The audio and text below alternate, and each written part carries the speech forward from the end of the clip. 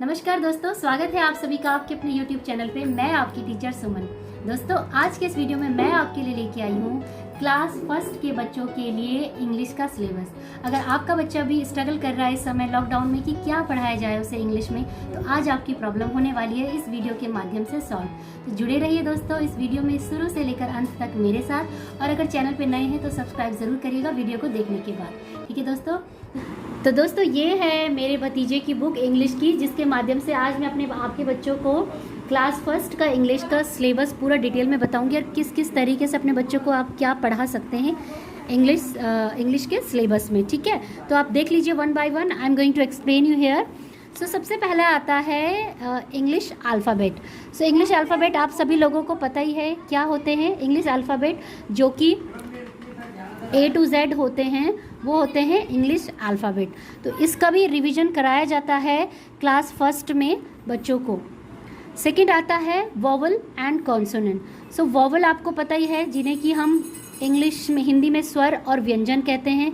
सो vowel हो गए A, E, I, O, U and consonant हो गए हमारे A to Z जो भी बचते हैं इन्हें छोड़ के, वो होते हैं हमारे कॉन्सोनेंट। सो वो पढ़ाया जाता है क्लास फर्स्ट में, vowels and consonant.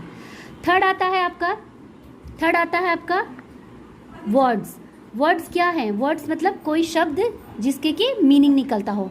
So for example, अगर मैं लिखती हूँ कैट, तो कैट का कुछ मीनिंग निकलता है, राइट? कैट मीन्स बिल्ली। अगर मैं इसको लिखती हूँ TCA, टसे, सो इसका कोई मीनिंग निकलता है? नहीं निकलता है। तो वर्ड्स क्यों पढ़ाए जाते हैं? वर्ड्स बच्चों को इसलिए पढ़ाए जाते हैं, उन्हें ये बताने के लिए कि जब भी आप कोई सेंटेंस या कोई वर्ड फॉर्म करते हैं तो उसका कोई मीनिंग निकलना चाहिए। और अगर उसका कोई मीनिंग या अर्थ नहीं निकलता है तो दैट मीन्स वो वर्ड नहीं है। ये तो हो गई वर्ड के बारे में बातें। अब आता है आर्टिकल्स ए और एन। तो आर्टिकल्स हमें पता ही है, एन एप्पल जैसे लगता है और ए बॉल। सो ये दोनों क्या हैं? ये है आर्टिकल्स। ये कब कब लगाए जाते हैं? तो हमने पढ़ा है कि जहाँ पे भी A, E, I, O, U vowel होते हैं वहाँ पे लगता है एन, और उसे छोड़ के जितने भी कॉन्सोनेंट्स होते हैं वहाँ पे लगता है ए। ठीक है, ए और द का भी प्रयोग किया जाता है, वो नेक्स्ट क्लास में शायद इनको पढ़ाया जाएगा। सो हमने ध्यान रखना है कि वॉवल क्या है, कॉन्सोनेंट क्या है और आर्टिकल्स क्या हैं। नेक्स्ट आप देख लेते हैं, बुक में ही देख लेंगे, नाउन्स। नाउन तो सभी को पता है, संज्ञा जिसे हम कहते हैं। नेक्स्ट आता है नाउन, सिंगुलर और प्लूरल नाउन।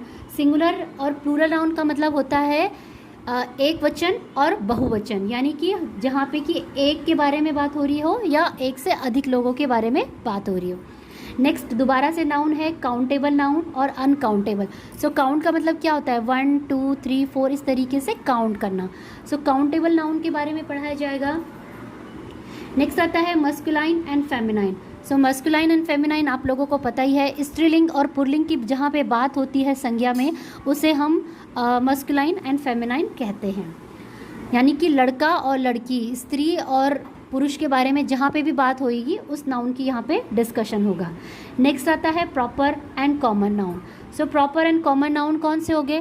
प्रॉपर जैसे कि प्रॉपर पर्टिकुलर किसी चीज़ के बारे में बोलते हैं, वो हो जाता है प्रॉपर नाउन। जैसे कि फॉर एग्जांपल अगर मैं कहूँ ताजमहल, सो ताजमहल क्या है? ताजमहल। और यदि अगर मैं कहूँ मॉन्यूमेंट्स, सो क्या डिफरेंस है?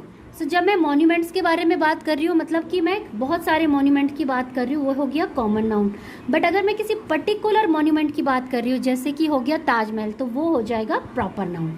जैसे आपके रिवर हो, अगर मैं कहूँ रिवर, सो रिवर में कोई भी रिवर हो सकती है, Ganga, Jamuna, Saraswati, Godavari. But if I am talking about a particular river, the Ganga, so that means that is a proper noun. So ये है नाउन्स की प्रॉपर डिटेल बाइफर्केशन, जिसमें कि पूरे तरीके से बच्चों को समझाया जाता है कि नाउन्स क्या होते हैं। आगे बढ़ते हैं, ये है प्रोनाउन। सो अगर आपको नाउन समझ में आ जाता है तो प्रोनाउन ऑटोमेटिकली समझ में आ जाता है, क्योंकि ये नाउन के जगह में यूज़ होते हैं। ठीक है, नेक्स्ट है एडजेक्टिव्स। एडजेक्टिव्स क्या होते हैं वो मैं बता देती हूँ थोड़ा सा यहाँ पे। एडजेक्टिव्स मतलब कि जब हम किसी की क्वालिटीज़ को डिस्क्राइब करते हैं, फॉर क्वालिटी मतलब उसके गुण को। For example, if I say Ram is a boy, तो ये हो गया एक सिंपल सेंटेंस, ठीक है। इसमें हम उसकी कोई क्वालिटी नहीं बता रहे हैं, हम उसकी कोई भी क्वालिटी नहीं डिस्क्राइब कर रहे हैं। बट अगर मैं इसी सेंटेंस को थोड़ा सा एडजेक्टिव फॉर्म में बनाती हूँ तो कैसे बनाऊंगी? Ram is a clever boy. So clever मतलब क्या होता है? चालाक। क्लेवर मीन चालाक। या कुछ और बना लो, Ram is a good boy. So ये सारी क्या बता रहा है इसकी?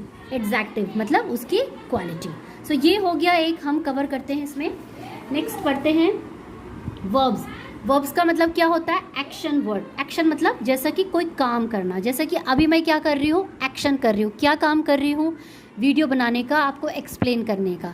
सो ये क्या कहलाते हैं? वर्ब्स कहलाते हैं, जिसमें कि हमें किसी एक्शन का पता चलता है। फॉर एग्जाम्पल इफ़ आई से सीता इज़ डांसिंग, तो सीता क्या कर रही है? एक्शन क्या कर रही है? डांसिंग, नाचने का। सो वो कहलाता है हमारा वर्ब। नेक्स्ट आता है प्रीपोजिशन। सो प्रीपोजिशन को समझने के लिए मैं थोड़ा सा आपको इस बुक की पेज में लेके चले जाती हूँ।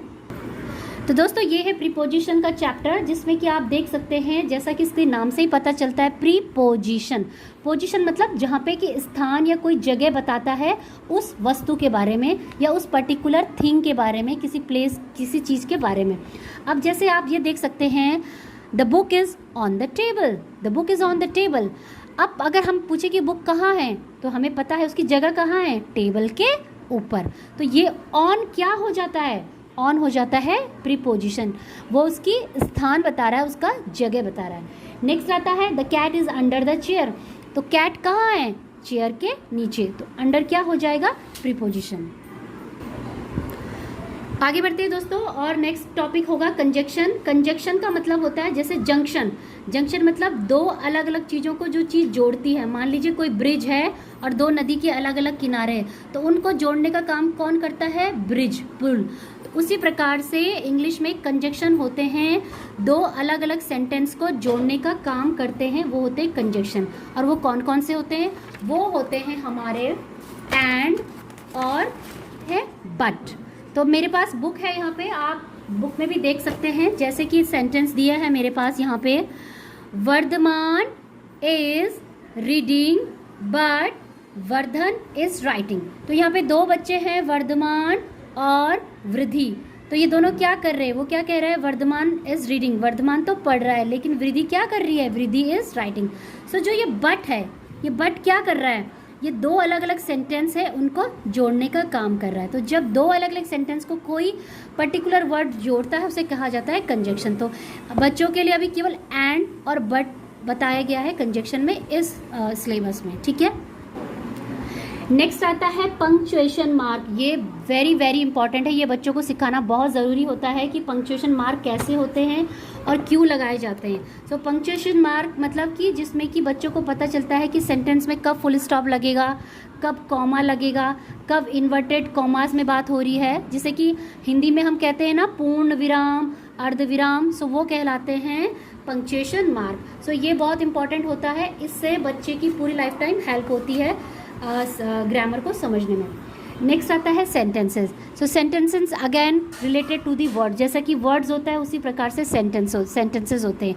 मीन्स कि जिस प्रकार से शब्द का कोई अर्थ निकल के आना चाहिए, उसी प्रकार से कोई वाक्य कभी जब कोई अच्छे से मीनिंग निकल के आता है तो उसे ही हम वाक्य कह सकते हैं। फॉर एग्जाम्पल अगर मैं लिखती हूँ Ram is a good boy, तो ये जो एक सेंटेंस है ये पूरा अपने आप में पूरा एक करेक्ट सेंटेंस है और इसका कोई मीनिंग निकल के आ रहा है कि राम एक अच्छा लड़का है। बट अगर मैं इसी सेंटेंस को ऐसे लिखूँ, A is good boy Ram, तो क्या इसका कोई मीनिंग निकल के आ रहा है? नहीं निकल के आ रहा है। तो दैट मीन्स सेंटेंसेस वो होते हैं जबकि हम जिसमें कि कोई अर्थ निकल के आए, कोई मीनिंग निकल के आए। उसी के साथ साथ आगे बढ़ते हैं इज़ एम आर, जिसको कि हिंदी में हम कहते हैं है, हूँ और हैं। तो ये इसका यूज़ होता है सिंगुलर और प्लूरल में कि कहाँ पे हमें इज़ यूज़ करना है, कहाँ पे एम और कहाँ पे are.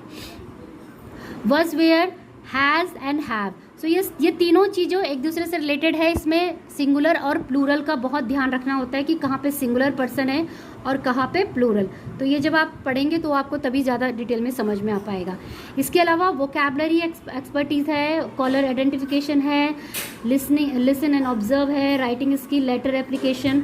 Story completion, birthday invitation, essay writing and comprehension. तो दोस्तों ये है डिटेल वीडियो जिसमें कि मैंने आपको बताया कि किस प्रकार से क्लास फर्स्ट का सिलेबस आप अपने बच्चे को घर पे तैयारी करा सकते हैं। इसके साथ साथ अगर आपका कोई क्वेश्चन है, कोई कमेंट है, आप सुझाव फीडबैक देना चाहते हैं तो प्लीज़ डू शेयर। तो दोस्तों आज के वीडियो में बस इतना ही, मिलते हैं मेरे नेक्स्ट वीडियो के साथ। तब तक के लिए दोस्तों स्वस्थ रहिए, मस्त रहिए, पढ़ते रहिए और आगे बढ़ते रहिए, क्योंकि पढ़ेगा इंडिया तभी तो आगे बढ़ेगा इंडिया। तो hope you like this video दोस्तों। शेयर करें, लाइक और शेयर ज़रूर करें with your known once. Thank you, thanks for watching this video.